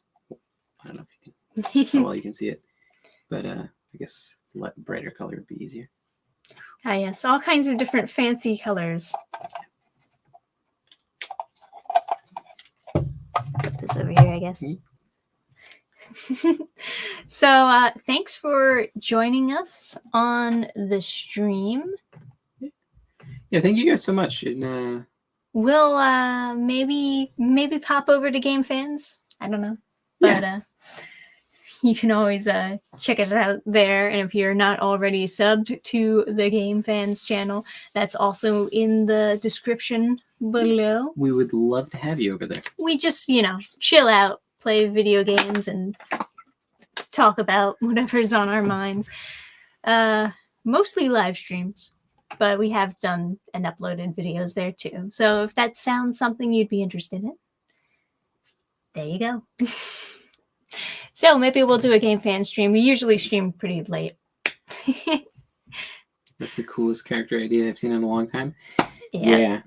Whenever someone says that, I always want to talk about my 7,000 other character concepts I have sitting in that. I have just all these different notepads of ideas and stuff. And yeah, I was saying it would be funny to have if we did a sequel or something. I was saying it would be funny to have a rival party or something competing for a contract and have it be all my reject ideas. Some of them are perhaps cooler, but it's not. I love the idea of a rival party. Yeah. Don't say anything. I won't say anything. I told Trisha 6 of them just because yeah. But Yeah, I think Vera, like the pixie in the suit of armor, is the most like visually obvious, like what's going on, and that's why I wanted to. That's why I wanted to do that character above like others. Right. Yeah. Well, I also really liked the idea. Yeah. Like originally, it was like something that was passed off to one of our friends in a D&D group. Yeah. Well, it was one of those things where I was like, it's probably going to be a while before I do a story that involves this because the fantasy stuff that was currently on my plate at the time was not didn't have room for that sort of thing. And then I was like, well, I might as well.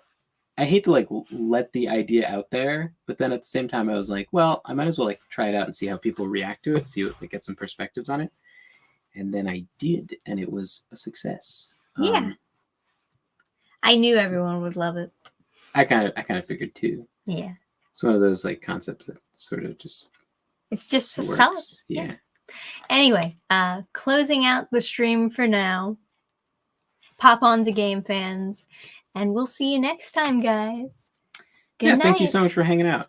Thanks for backing the campaign. To those of you who backed the campaign, sincerely, like, thank you so much. I'm like, I love like writing stuff, and I'm just glad to get the opportunity to like make stuff for people. I really hope you guys like it. Yeah. We're definitely hanging on to read those reviews when you guys get the book in your hands. I'm honestly like really blown away. It's like yeah. Thank you. All right. Bye.